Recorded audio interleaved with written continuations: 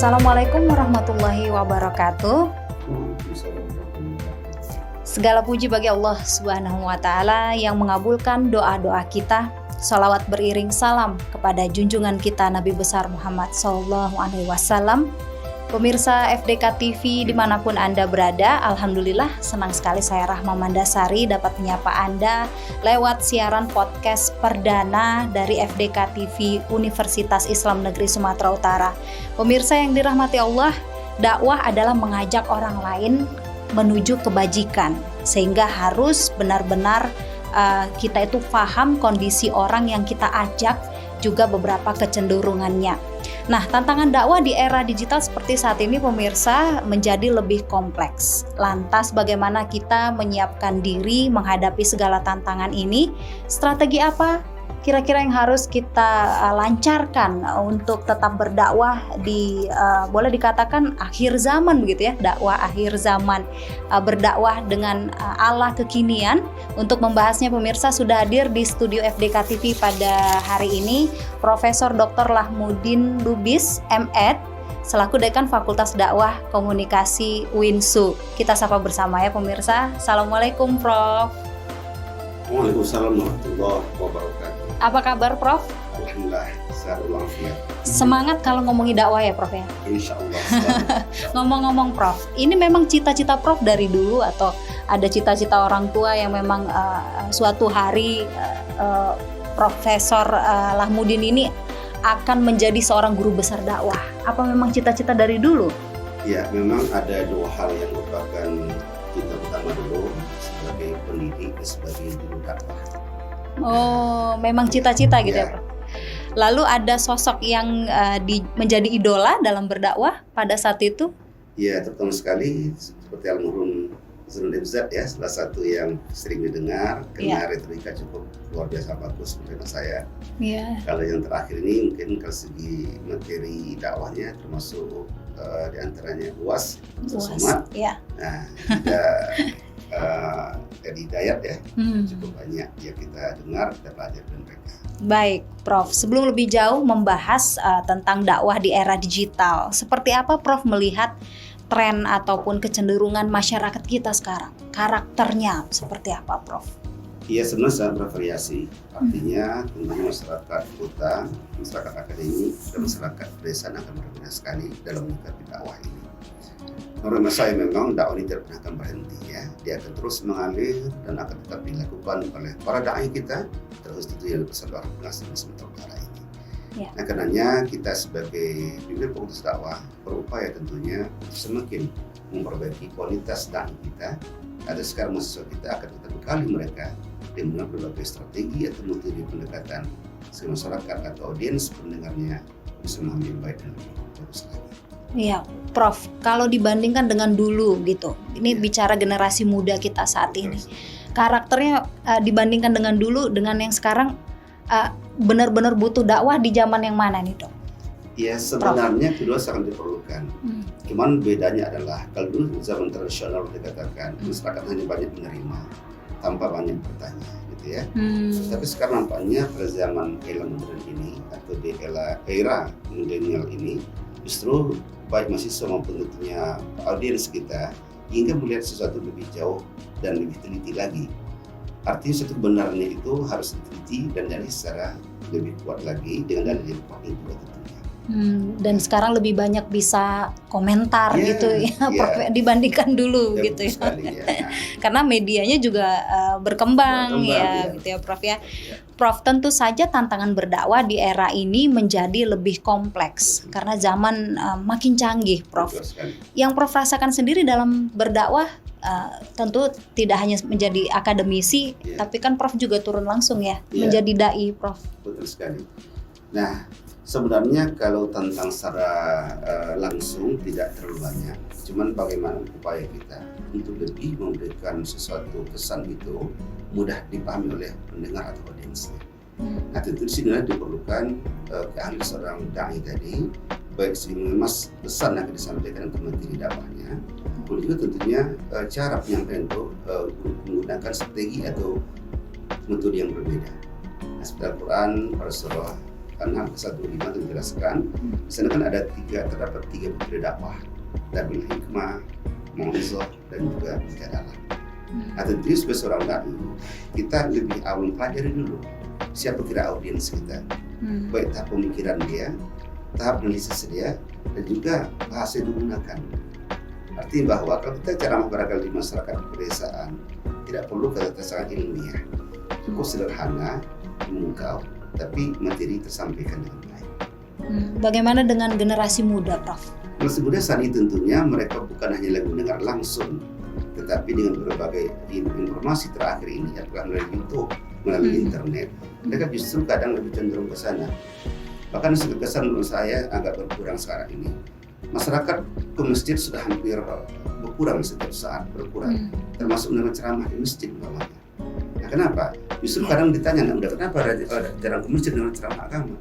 Dan mereka udah banyak di internet, di semua sudah dapat dinikmati. Mulai radio bisa terdengar, tinggal putar saja. Melalui YouTube bisa nanti diputar, dilihat lagi kembali. Nah, itu artinya bahwa ada suatu keadaan di mana masyarakat saat ini sudah hampir sunyi masjid mendengar ceramah, karena banyak media tadi itu. Bahkan kalau saya saat ini, koran saya pun sudah berkurang baca orang. Nah, dulu saya di awal saya kuliah dulu sering menulis di koran, ada di Waspada contohnya kan itu ada kolom dakwah, ada kolom khutbah Jumat. Itu dulu sangat sering baca mahasiswa kita. Sekarang sudah berkurang. Kenapa?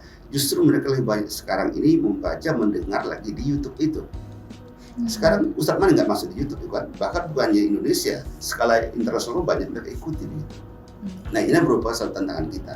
Artinya bahwa bukan hanya mengemas materi, tapi kemampuan seorang dai menggunakan berbagai media tadi, termasuk YouTube tadi itu. Jadi nggak boleh gaptek begitu ya? Iya, betul sekali. Ya, baik Prof. Berarti Prof mau mengatakan bahwa jika metode yang lama, boleh kita bilang yang konvensional gitu ya Prof ya, adalah ceramah langsung. Sementara kita sekarang eranya memang tidak bisa dibendung Prof. Begitu canggih, multi platformnya banyak media sosial. Prof melihat terancam tidak ceramah langsung ini? Tadi Prof mengatakan fakta di lapangan bahwa ceramah di masjid itu sudah mulai berkurang. Betul sekali, Tapi Prof melihat apa itu masih penting ada gitu? Menurut saya sangat penting walaupun tentunya tidak semua lapisan masyarakat. Nah, mungkin saya lebih awal mengatakan kalau di masyarakat pedesaan itu karena memang masalah teknologi sangat berkurang di sana. Itu diperlukan seorang dai yang profesional dan itu sampai langsung masuk ke pedesaan. Dengan kata lain, bahkan masyarakat masih mengharapkan dari seorang dai di sana bisa bertatap langsung, bisa bertanya banyak hal ketika dai ada di masyarakat. Nah, sedikit mungkin agak berbeda di masyarakat kota, terutama para mahasiswa kita. Mereka justru nampaknya ada kecenderungan itu banyak belajar dari YouTube, banyak belajar dari internet, gitu ya. Nah, tetapi walaupun demikian, kita harus persiapkan dengan kata lain di mana mereka tampil, apakah di kota maupun di desa, apakah di situasi akademik maupun non akademik, mereka harus siap. Nah, karena itulah kita sejauh ini selalu menggelorakan untuk semangat berdakwah itu tidak pernah akan putus, sampai kapanpun. Silakan menggunakan berbagai metode atau pendekatan. Boleh dakwah bil kitabah tadi, dengan cara tulisan, mungkin dengan cara menulis di koran tadi saya katakan, walaupun sedikit banyak agak kurang sekarang, atau juga mungkin bisa melalui media tadi itu, media elektronika kita, radio, televisi, bahkan termasuk dari YouTube itu, maupun bilisan itu tentu pasti ada. Bahkan yang tidaklah benar adalah bilhal, itu contoh usaha sana. Nah, ini juga baik digunakan kawan kita dari Jawa Tablik contohnya. Mereka tidak banyak menulis, mereka tidak banyak dalam artian cerah langsung, tapi dengan sikap dan karakter. Mereka contoh inti Islam tadi, Islam itu bersih baunya, Islam itu perlu umpamanya atau menolong, Islam itu perlu disiplin sebagainya. Jadi dikombinasilah tiga pendekatan tadi, apakah bil kitabah, bil lisan maupun dengan bil hal. Itu dakwah merupakan contoh langsung, pribadi langsung di masyarakat bahwa kita berislam, disiplin, rajin beribadah, dan toleransi. Ya, dengan karakter kita gitu ya Prof ya, kepribadian kita, perbuatan kita itu juga adalah dakwah. Nah, Prof, bagaimana kita menjawab berbagai tantangan kompleks di era digital seperti saat ini? Di sana diperlukan seorang dai memiliki pemahaman yang benar tentang Islam. Artinya kita tidak hanya lagi bicara masalah akidah saja, tapi perlu memandukan pemahaman Islam integritas antara masalah akidah, masalah ibadah, masalah sosial kemasyarakatan, masalah akhlak, dan semua dimensi kehidupan kita. Karena Islam itu mengatur secara kafah. Al-Quran mengatakan, ya ayyuhallazina amanu dukhulu fis-silmi kafah. Wahai orang beriman, masuklah ke Islam secara totalitas. Artinya bahwa dari semua aspek kehidupan kita haruslah menunjukkan kita orang Islam. Dalam pendidikan namanya, kita dianjurkan lebih banyak belajar, mendidik dan belajar. Karena orang belajar itu akan punya ilmu. Orang berilmu Allah angkat derajat kita lebih tinggi.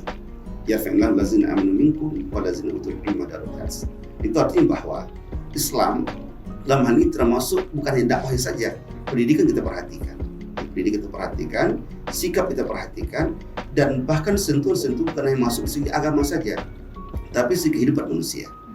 Masyarakat petani barangkali kita berdakwah kepada mereka agar mereka rajin, tetap istiqomah dan bekerja, tetap rajin bekerja, dan juga tentunya mereka harus melaksanakan amal ma'ruf nahi munkar.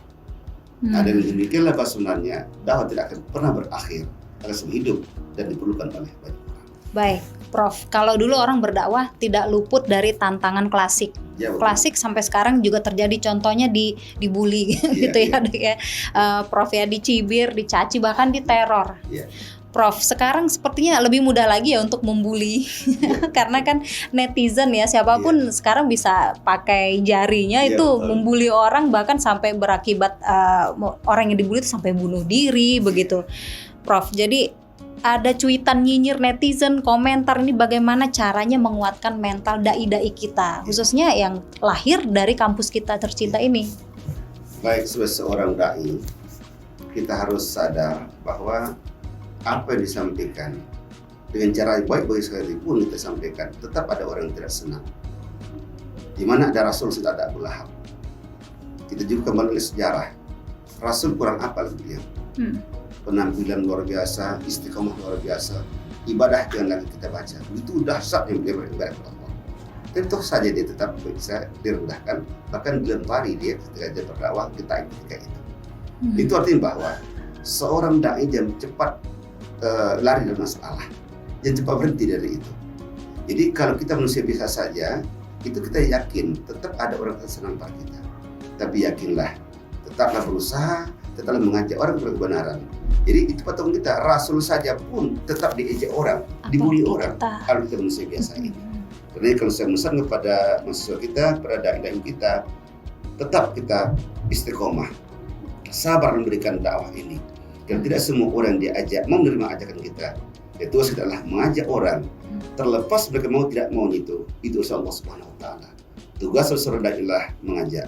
Bagaimana kalau ayat dari Rasulullah, sampaikan pesan dari Quran hanya satu ayat.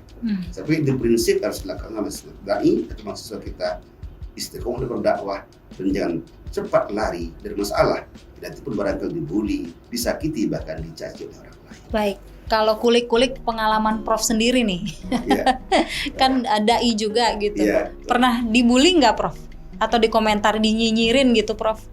Secara langsung tidak pernah, tetapi mungkin hal-hal kecil mungkin pernah kita lalui seperti ini. Karena kan kita ceramahkan kepada masyarakat.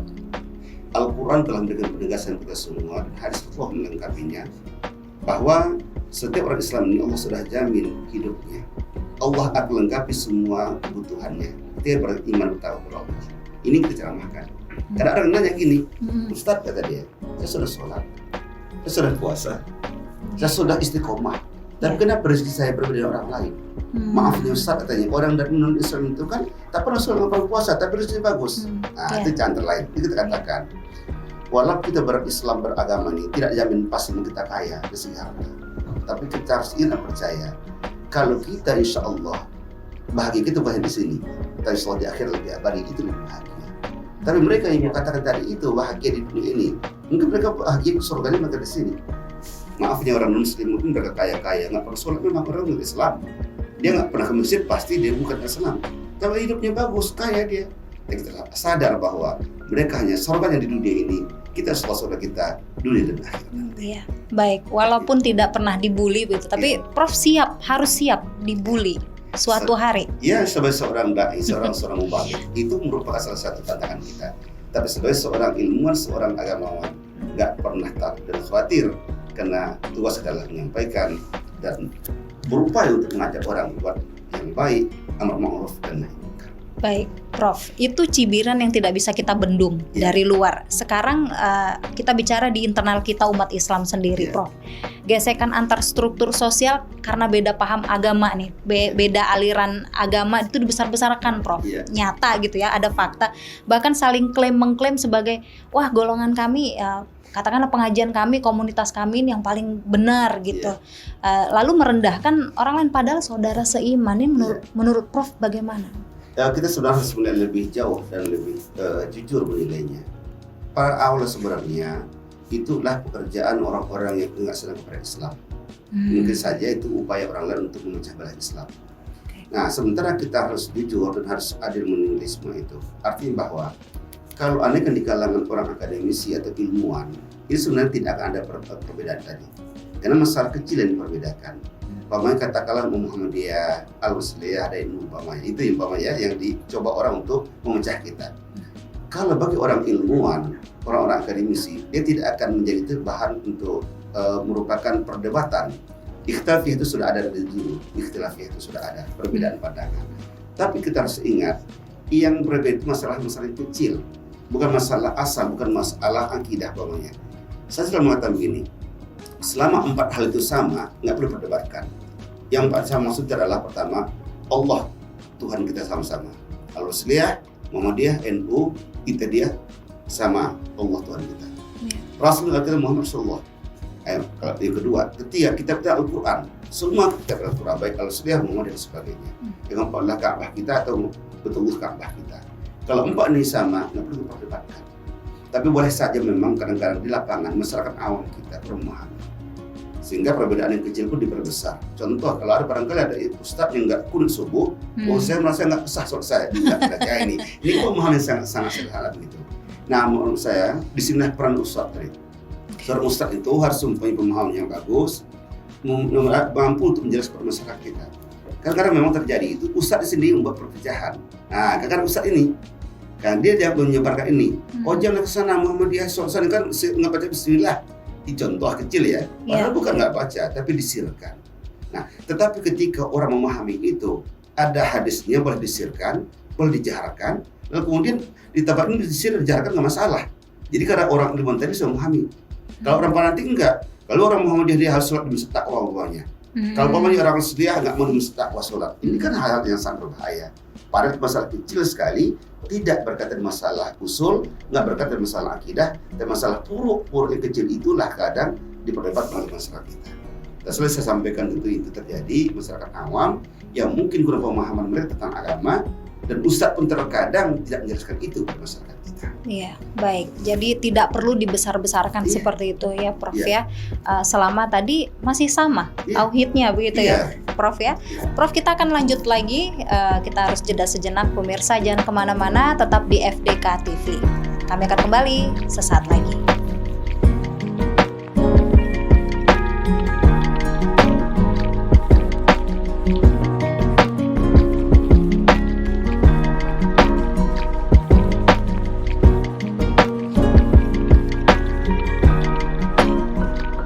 Pemirsa masih di podcast FDK TV bersama saya Rahma Mandasari dan juga Profesor Dr. Lahmudin Lubis M.Ed selaku Dekan Fakultas Dakwah dan Ilmu Komunikasi UINSU. Kita masih membahas bagaimana caranya memajukan dakwah di era digital atau di era 4.0 seperti saat ini.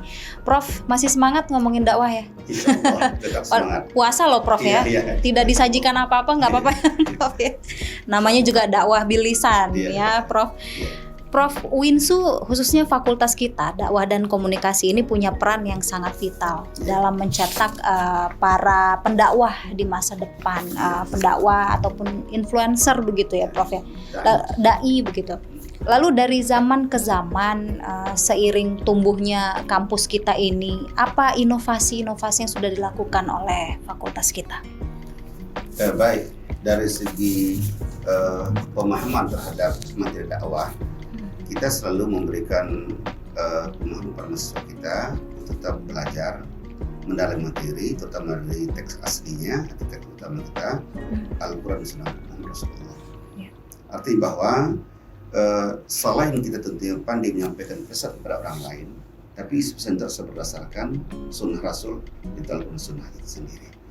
Nah kemudian kita juga menyampaikan mahasiswa kita untuk lebih memperkaya baik retorikanya maupun gaya bahasa yang digunakan. Di antara kita selalu mengatakan, sebelum Anda ceramah pada suatu masyarakat, pelajari dulu tentang keadaan masyarakatnya. Termasuk mungkin pendidikan mereka dan daya tangkap mereka menerima pesan yang akan Anda sampaikan. Ini perlu, karena kalaupun Anda punya materi yang bagus dan lengkap, tapi kemampuan mereka nggak bisa untuk menerimanya, juga tidak maksimal hasilnya. Nah karena itulah kita harus selalu inovasi, selalu perbaiki, baik materi dakwah kita sesuaikan dengan lapangan masyarakatnya. Dan ini tentunya dengan pendekatan yang bervariasi, terutama dalam menyampaikan pesan itu, sehingga hidup dan bisa mereka terima dengan baik. Iya, termasuk fasilitas sekarang ini ya, Prof. Iya. Kita siaran perdana, kita buat televisi gitu ya, untuk sekali, memenuhi ini ya. Prof, karena zaman berubah, kita kan juga harus update gitu. Metode pembelajaran kan juga harus kita update. Nah, bicara metode ini kan tentu tidak lepas dari peran dosen sebagai pendidik. Prof juga mengajar ya di pasca sarjana gitu. Nah, kemampuan yang bagaimana sih yang harus kita miliki selaku SDM pendidik gitu untuk menghasilkan dai-dai muda yang cemerlang di masa depan? Ya, pertama tadi gini, kita sebagai seorang dosen tetap memotivasi anak-anak kita, mahasiswa kita untuk lebih girah dalam berdakwah ini. Kita di sini bukan hanya sekedar untuk uji materi, dan itu bukan tujuan utama kita.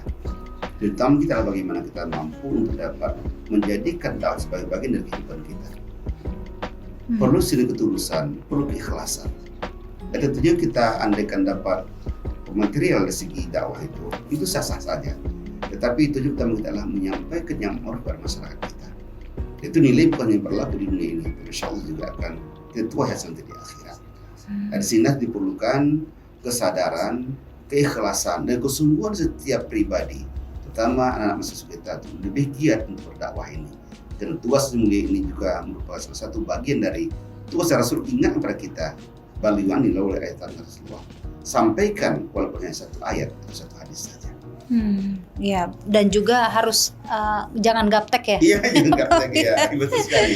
Karena kita harus menyesuaikan sama anak-anak muda ya, Prof ya. Prof, bagaimana dengan kurikulum kita? Apakah ini juga sudah update dan mampukah ini mengakomodir kebutuhan akan kompetensi dai-dai kita di masa depan, 10-20 tahun ke depan? Sebenarnya kurikulum itu akan kita revisi atau perbaiki ketika kita perhatikan output dan outcome-nya. Output tentunya ketika mereka tamat dari sini, kemampuan mereka dalam dakwah kita perhatikan, termasuk materi dakwah yang disampaikan sama kekuasaan atau tidak. Tetapi ini nggak berakhir di situ. Kita sampai ke masyarakat, outcome pengguna atau pemakai jasa dai kita. Contoh kita punya desa binaan di beberapa tempat, baik di daerah Dairi, daerah Karo maupun daerah Taput. Kita punya beberapa desa binaan. Di saat itu mereka ketika belum tamat pun kita adakan pengabdian masyarakat. Kita akan tinjau nanti. Nah, bagaimana sebenarnya harapan masyarakat itu? Nah, feedback itu nanti bagian dari untuk memperbaiki kurikulum kita. Nah, gitu. Nah, yang kedua, alumni kita. Setelah mereka tamat dakwah ini, mereka ada bekerja di berbagai biro. Apakah mungkin di instansi pemerintah, di swasta, bahkan mungkin sebagai yudak di masyarakat kita di daerah-daerah. Ini selalu kita pantau. Nah, tentunya kehadiran para alumni juga merupakan bagian dari perbaiki kurikulum kita. Kita dengar mereka. Nah, kira-kira masyarakat mengharapkan apa? Masyarakat kira membutuhkan apa dari dakwah ini? Nah, itu kita terima dari mereka. Masuk itulah kita jadikan bahan untuk kurikulum kita. Gitu. Jadi artinya kita tidak hanya memadakan kurikulum di dalam saja, dalam artian mengikut nasional saja, tapi kita juga dapat memasukkan ibaratnya kurikulum lokal. Itu dia. Jadi kita apa yang oleh masyarakat kita, mungkin masyarakat petani, masyarakat umpamanya masyarakat perkotaan, mungkin lebih contoh industri barangkali ya. Jadi isi dai kita pun nanti dakwah sampai pun harus sesuai dengan kebutuhan mereka gitu. Nah itulah salah satu bagian kita untuk nanti perbaiki kurikulum. Kita tidak update ya. Nah, sehingga kita selalu di harus zaman ini kalau saya cara dakwah kita. Kalau dulu kita kan hanya dengan konvensional langsung ke masyarakat, sekarang melalui YouTube, ya kan? Sekarang dai kita, dosen-dosen kita dakwah ini maupun mahasiswa kita sudah mulai berkali-kali untuk melaksanakan dakwah melalui YouTube dan juga melalui internet. Iya, baik. Prof, Winsu sendiri mendeklarasikan diri sebagai kampus Wahdatul Ulum. Iya, betul sekali. Apa kontribusi konsep ini untuk kemajuan dakwah di era digital? Ya, perlu dulu kita garis bawahi konsep Wahdatul Ulum adalah mengintegrasikan dua pendekatan ilmu menjadi satu kesatuan yang utuh. Itu mengintegrasikan pendekatan sains atau ilmu umum dan studi keislaman, ilmu agama. Jadi ketika kita padukan dua pendekatan ini, maka pemahaman masyarakat terhadap sesuatu itu semakin lebih kuat dan semakin yakin. Kita contoh seperti ini. Dalam Islam dianjurkan untuk sholat. Jadi dalam tentunya mulai dari wudhu dari awal duluan sebagai bagian untuk sholat kita, itu ada nilai kebersihan. Yang berwudhu tadi ya bersih. Nah ternyata bersih agama ini diikuti oleh penelitian para ilmuwan kita bahwa dalam wudhu itu terdapat nilai kebersihan yang bisa membuat orang sehat. Kemudian masalah dengan sholat. Ketika kita rukuk sujud umpamanya, di situ kan ada gerakan-gerakan yang di dalamnya ada unsur olahraganya. Bahkan setiap kita sujud, di dalam sujud dengan Allah, ini akan dapat untuk memberikan obat sehingga tidak lagi orang mudah pikun, orang nggak pernah stres, bahkan akan terhindar penyakit yang namanya penyakit psikoanalisa tadi. Nah jadi oleh karena itulah pendekatan ilmiah ini dipadukan pendekatan Islam. Islam menganjurkan wajib sholat, ya kan? Begini caranya, itu Islam menawarkan. Setelah dinilai oleh para ilmuwan kita, ternyata dalam ibadah sholat ini dalam unsur olahraga yang bisa mensehatkan manusia. Termasuk tahajud barangkali kan, tahajud tengah malam. Ini kan di samping kita hati semakin bersih, jiwa semakin lapang, dan kita mudah Allah terima. Juga tentunya banyak sekali manfaat positif seitu kedokterannya. Nah itulah dikatakan integrasi itu memadukan dua pendekatan agama ya sangat diperlukan, di pendekatan ilmiah untuk lebih meyakinkan masyarakat. Oh ternyata dan ajak sentuh itu luar biasa bagusnya. Nah itu salah satu pendekatan integrasi. Iya. Dan konten yang tadi Ustadz katakan, Prof katakan itu bisa jadi materi konten YouTube. Iya. Nah, ini juga. Iya, betul sekali. Masalah kesehatan ini sangat penting untuk masyarakat ya Prof ya. Nah, baik, kita masih punya segmen terakhir, kita jeda sejenak Prof. Pemirsa tetap di FDK TV, kami akan kembali sesaat lagi.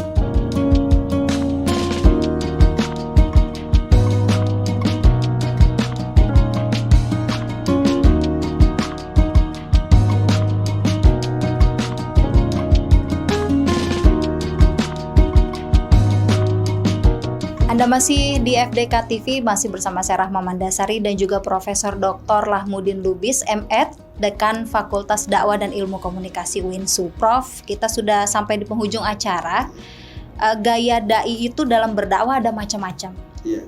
Ada yang moderat, ada yang berapi-api, keras ya, Prof ya.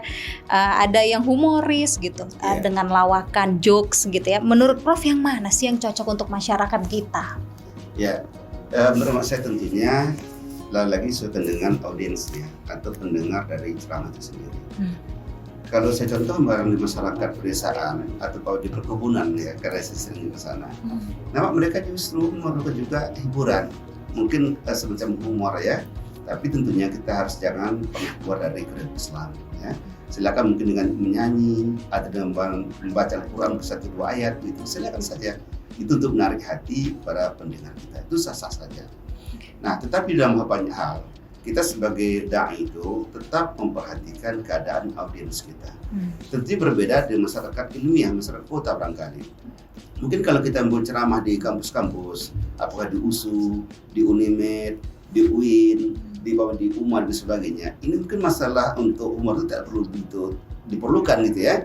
Tapi diperlukan bagaimana kita sampaikan itu dipandu atau didukung oleh dalil yang kuat barangkali. Nah, baik itu dalil segi Al-Quran dan hadis kita, juga mungkin pendapat para ilmuwan yang mendukung pendapat itu. Jadi artinya bahwa humor itu sah-sah saja. Nah, pendekatan itu sah-sah saja. Tetapi kita tetap menyesuaikan siapa audiens kita. Kalau di kampus kita terlalu humor, orang nggak suka juga. Mereka ingin ilmiah, pendekatan itu betul-betul dapat dilihat secara akademis, dengan pendekatan rasio, pendekatan akal, tetapi juga didukung oleh Al-Quran. Jadi saya pikir disitulah letaknya seorang dai mampu melihat situasi dan kondisi. Kapan dia harus melawak, kapan dia harus menyanyi, kapan harus humoris, dan kapan ilmiah, dan tegas dalam menyampaikan pesan kepada masyarakat itu. Kalau yang keras, Prof, kan sangat disayangkan memang di kalangan internal kita yang Muslim sendiri begitu. Kalau ada ulama yang keras begitu. Dan terus ada ulama yang lain yang mungkin tidak katakanlah moderat gitu, dia mengatakan bahwa cara yang seperti itu salah karena Rasul sendiri itu lembut, lemah lembut. Ini kapan marah, kapan boleh lembut sebenarnya, Prof? Ya, begini ya. Sebenarnya keras atau katakanlah penyampaian keras atau tegas itu diperlukan dalam hal masalah akidah dan ibadah. Artinya begini.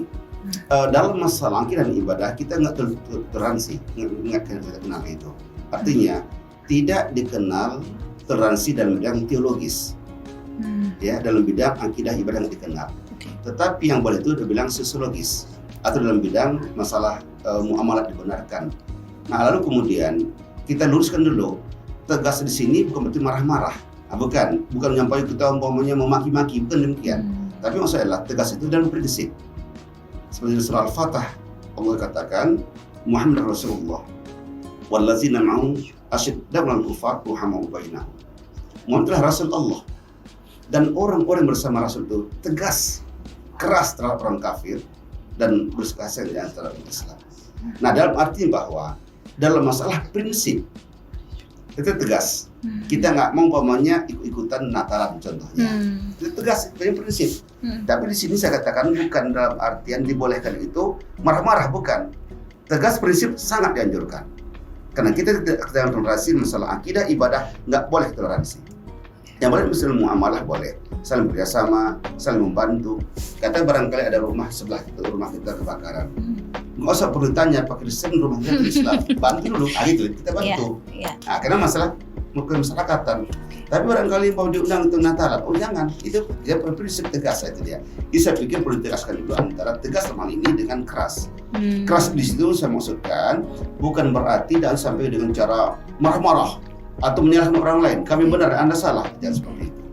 Tapi sampai dengan lunak, bahasa yang persuasif, dengan lemah lembut, dengan santun, sehingga orang terpukau dan murid Islam itu adalah rahmat, bukan untuk menyalahkan orang, tapi justru menjelaskan mana benar, yang satu mana yang salah. Baik. Jadi saya pikir perlu pelurusan dari segi keras di situ. Saya lebih condong mengatakan perlu tegas dan punya komitmen yang benar itu benar. Siapapun menanyanya, kalau benar itu benar dijelaskan, yang salah tetap salah.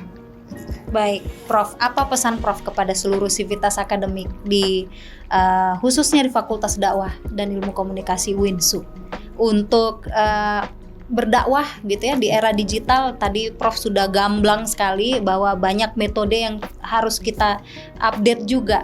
Silakan Prof berpesan.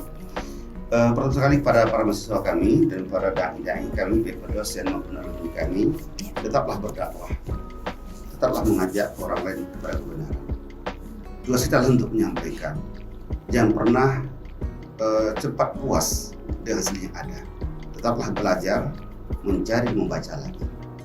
Ada satu falsafah orang ilmuwan mengatakan, dengan Anda membaca dan belajar, Anda akan dapat mengenal dunia. Dengan Anda menulis dan Anda meneliti, Anda akan dikenal oleh dunia. Nah, oleh karena itu jangan pernah berpuas hati, dan selalu belajar, mendalami, dan lebih banyak bergiat membaca dan belajar lagi. Baik. Kedua, sebagai seorang ilmuwan, seorang dakwah, tetap sabar dan tawakal. Walaupun mungkin tidak banyak menerima kita dengan maksimal di masyarakat kita, tapi ingatlah tugas itu tugas mulia dan juga tugas menunjukkan tugas Rasulullah berdakwah kepada masyarakat. Terlepas mereka mau menerima tidak menerima, terus adalah menyampaikan dan mengajak pada yang baik. Baik, terakhir untuk menutup podcast kita pada hari ini, Prof, pesan singkat untuk generasi Z gitu ya Prof ya. Kalau saya mungkin udah lewat ya. A, B, C sampai ke Z. Prof, untuk calon-calon pendakwah masa depan di luar ya, masyarakat luas, generasi muda pada umumnya, tidak hanya di UINSU saja. Silakan pesan Prof. Baik, saya pesan pada kita semua, terutama para mahasiswa kami. Pertama, tetaplah mempelajari dan mendalami tentang mendidik Islam kita. Di samping itu juga mempelajari tentang retorika atau bahasa yang digunakan, serta yang ketiga adalah harus mampu menggunakan IT teknologi untuk melakukan dakwah. Kalau memang saat ini kita tidak hanya bisa memadakan dengan dakwah konvensional saja, tidak bisa hanya melalui tulisan di media massa saja, tapi juga dikombinkanlah dengan pendekatan dengan menggunakan YouTube atau internet serta hal-hal yang lain, termasuk tentunya dakwah bil hal, tunjukkan kita sebagai seorang muslim yang baik yang insya Allah akan ditiru dari kita. Semoga apa yang disampaikan pada hari ini bermanfaat untuk kita semua, dalam untuk menjadi saudara kasih bersama kita pada masa ini. Prof, terima kasih banyak sudah meluangkan waktu di siaran perdana kita. Mudah-mudahan channel ini nantinya akan terus berkembang, dan seperti yang Prof katakan tadi, kita punya tugas yaitu seperti Rasul ya, mewarisi ini, tugas ini yaitu berdakwah dengan apapun yang kita miliki. Terima kasih sekali lagi, sukses selalu ya Prof. Terima kasih. Baik pemirsa, demikian bincang-bincang saya bersama dengan Profesor Lahmudin Lubis M.Ed selaku Dekan Fakultas Dakwah dan Komunikasi UINSU. Pemirsa, saya petik untuk konklusi kita pada hari ini, siapapun kita, apapun profesi kita adalah pendakwah, dan pendakwah adalah influencer di era digital. Mari berdakwah dengan segenap kemampuan yang dimiliki. Saya Rahma Mandasari undur diri dari hadapan Anda. Semoga bermanfaat. Assalamualaikum warahmatullahi wabarakatuh. Waalaikumsalam warahmatullahi wabarakatuh.